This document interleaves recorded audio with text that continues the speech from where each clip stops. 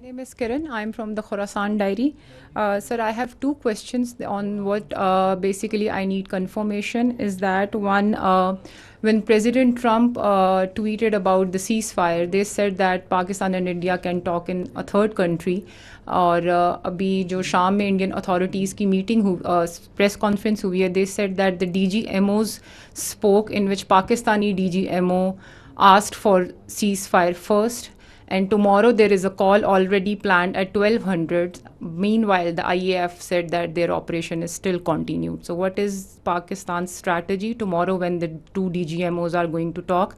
And the second thing is that as international media also reported that Pakistan has Indian pilot in the custody. So do we have Indian pilot in our custody? And if we have, are we going to return her or him? So I can confirm you very clearly, we don't have any pilot in custody. This is all social media chatter. This is all part of the multiple source of fake news and propaganda that keeps on, that has been generated from multiple sources. As far as your first question is concerned, let me say it very clearly and put it on record. Pakistan never requested. The fact of the matter is that on the night of 6th and 7th May, once those ghastly and cowardly attacks were made, the Indians requested after those attacks. And Pakistan gave a very clear response that we will communicate back only after we have given the response that this and retribution that this act deserves. So on 10th of May, after that response and retribution, that just retribution, targeting not the civilians, but those military establishments, those units, those places from where the attack on the civilians, the innocent civilians, the children was made, once they were neutralized and taken out. And on the request and intervention of the international interlocutors, we responded to the already made request of the Indians. And if you see publicly, what's on the public record? What I have shown you just now. What was the public position of the Ministry of Defence of the Indian Armed Forces? Who was asking for non-escalation once the just retribution of Pakistan Armed Forces have gone? So I think the record publicly, the facts speak for themselves.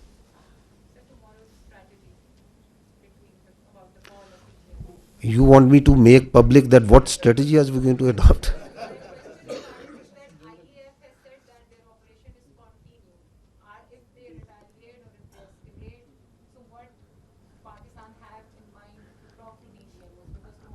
For any threat, anything that they can pose, posture, your armed forces are always vigilant and ready. We have proved it on ground multiple times. We can prove it. So, and we don't respond. And we are not here for a response that what they said. And so it's not that what they said that I have to say.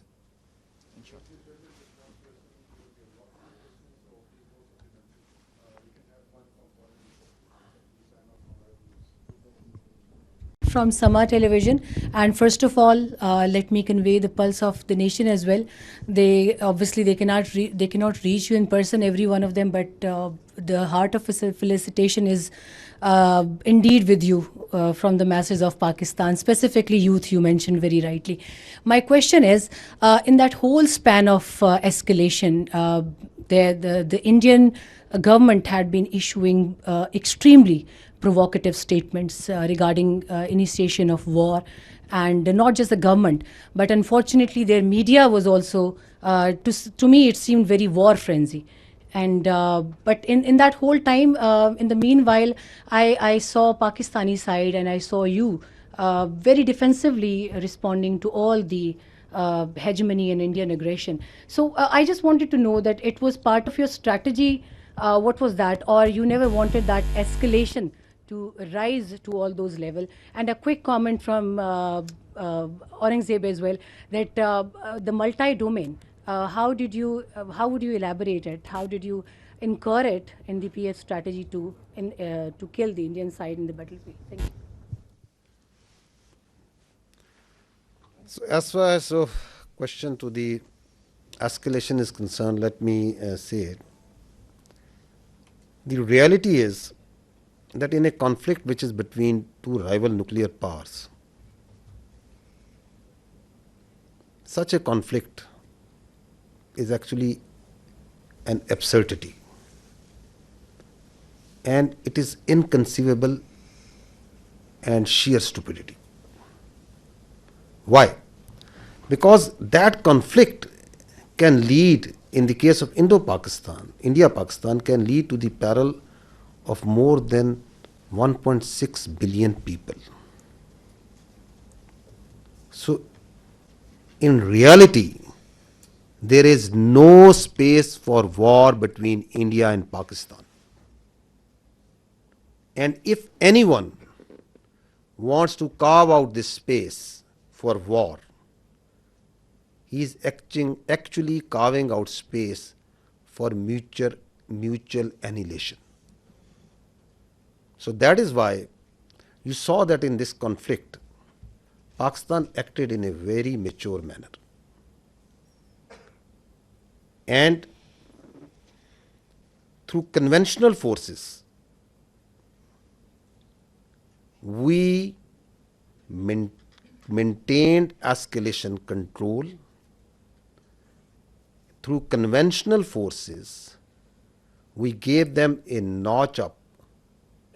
two-notch up response, while also ensuring that these forces, the Pakistan army and the other forces that were employed on the Western Front, on the counter-terrorism operations, no pull is also exerted on them.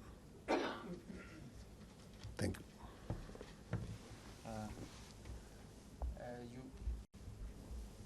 you. You just asked regarding the multi-domain operations. It's a very good question, because this is the buzzword nowadays. But it's not actually something in the air.